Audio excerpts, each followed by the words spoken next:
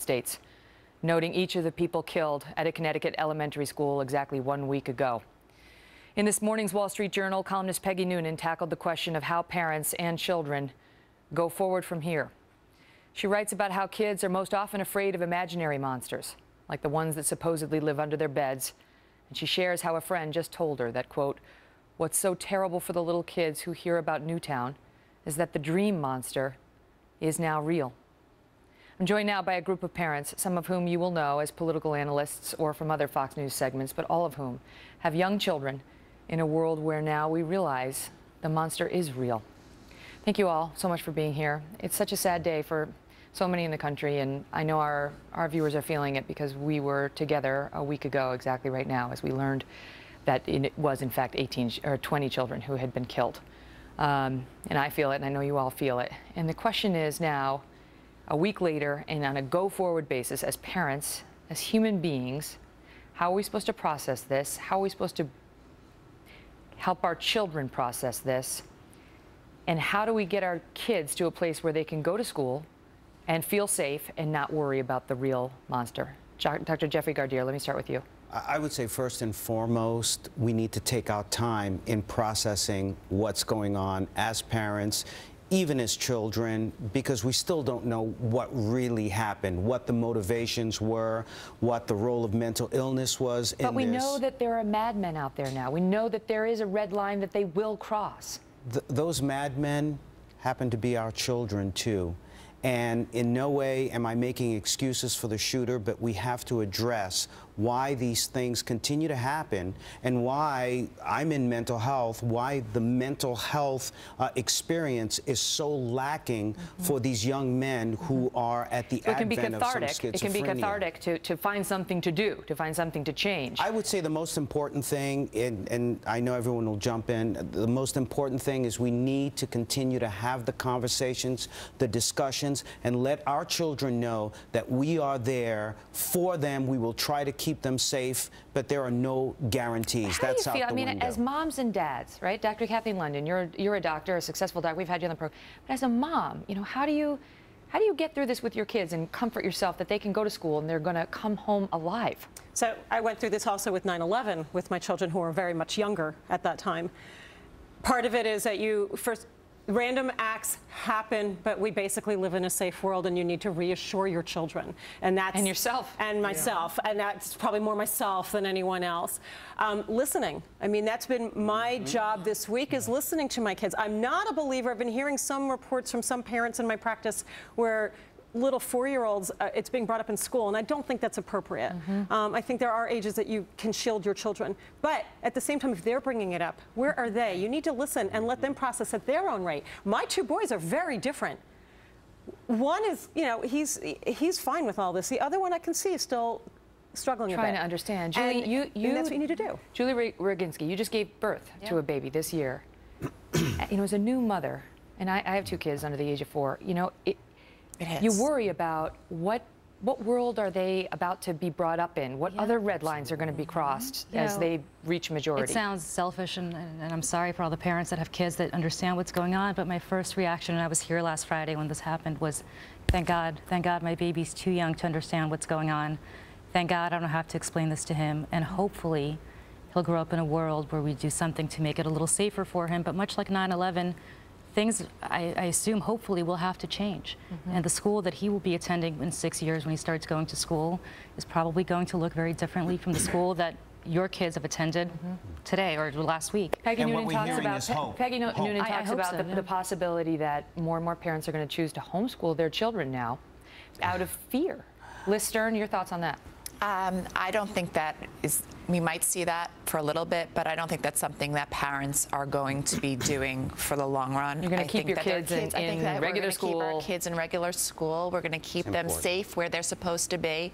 And the schools are now going to make regulations, and they're going to start to put in some practical laws or things that they really need to do to prevent this from happening. We had the NRA come out today and call for an armed police officer at every school, and I don't want to make this a gun debate because we've already done that, but would that make you feel better? Would that make you, bring you some comfort? TJ McCormick. That makes sense to me on a very literal level. We put armed guards to protect banks. We have armed guards at airports. The thing that is jarring all of us and keeping a lot of us up at night is what happened to these little babies. These babies.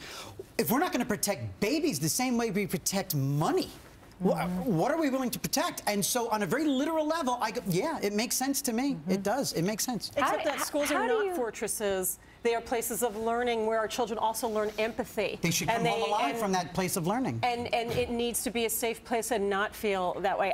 But what do you make of the fact that this week we did a story on how sales of bulletproof backpacks are through the roof? Yeah. And I mean, I'm thinking to myself, and talk to the viewers about this, how do you explain to your child, honey, this is for your books and also to save your life if a shooter comes into your elementary school and starts trying to murder you? Tony Sayegh. Megan, this is incredible that we're even at this point in our society where you have to consider something like this. You know, as a parent that day at 9:30 in the morning that Friday, I was watching my son's Christmas pageant in a sanctuary, watching what 5-year-olds should be doing, which is to enjoy the holiday season and celebrate it. And to know that at that exact same time this massacre was happening, on so many levels affects us as parents. I almost hate to say, almost more than any other tragedy. I see this kind of collective sense that something has to be done, and something does have to be done, and it can't just be on one issue. Everything is on the table, I think. Everything has to be. Do you feel that way? You know, people who are on the right, do you feel like, okay, let's talk about guns, and people who are on the left, do you feel like, let's talk about lower standards for institutionalizing the mental ill and so on? Yes. Let me ask you, you're Greg Gianforcaro. I wouldn't have a problem, and I'd probably feel better knowing that there was somebody armed at the school. I have a 9-year-old daughter and a 7-year-old son and a 3-year-old son. And one thing that gives me concern and pause is with regard to the 3-year-old who's in preschool right now, is it really is easy to get into that school. I hate to say it. It's locked. And this guy shot his way in. I mean, he shot his way in. Even if it's tough to get in, it's tough to prevent a madman. And that's why I'm not against somebody being there just in case. Although what I'm trying to do, like, you know, the doctor said, you know, you try and ask and garner information. Well, what do my kids know? But I don't want them to think, you know, just because one monster's out there, that everybody's a monster. But how do you stop that? Anne-Marie McAvoy, how do you stop that? You know, because kids, we were all kids once, in addition to having kids. Who doesn't remember worrying about the monster under the bed? And now they've seen evil and a monster in real life. We have to, what I've done with my son is try to listen to what he is worried about, because what I found is some of the concerns and fears that I have aren't necessarily the same as what he has. He looks at it from the viewpoint of an 11-year-old, and he's, you know, he's a child who's had some challenges. He's, you know, had special services at school, and he doesn't necessarily react the same way, but he's very frightened, and you have to listen to him, and you have to make him feel that he is safe. Yes. And one of the things that I wish would be discussed more in this process is the responsibility of the schools to try to help these children, especially when you have high-functioning children.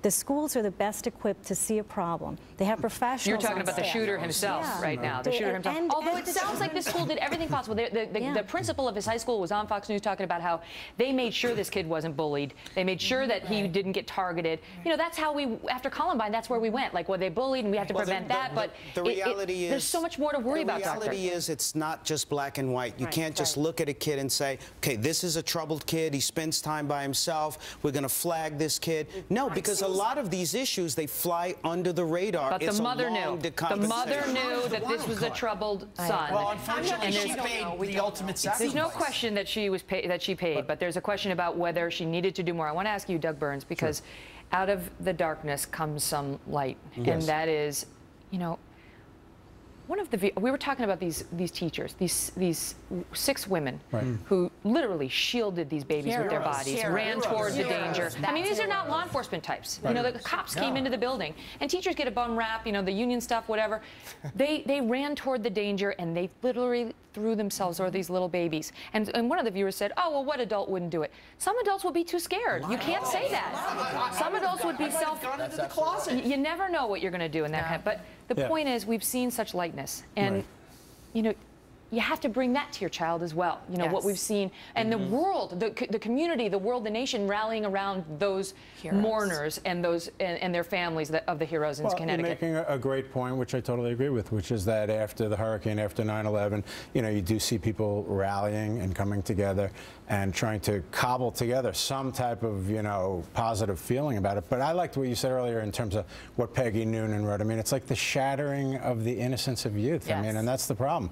And, you know, once you cross that Rubicon, that's why I think it's a fair discussion to say, should we make a school like a court? I mean, when I go to court, they check you, you know. I don't know the answer to that. But you know, I will say this, after Columbine, I remember Columbine so well, we had the same kind of discussions, and then people moved on. And you had shootings subsequent to Columbine before last week, and people moved on. And as a mother, that's why I said earlier, I hope this will be a 9/11 moment for us, where something will change. A wake-up call. And you know who has a lot of responsibility in doing that is the media.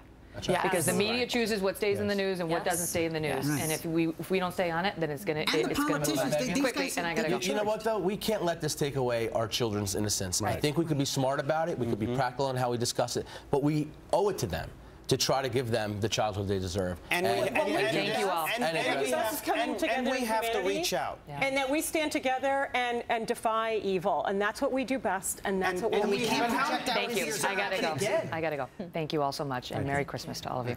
Thanks, man.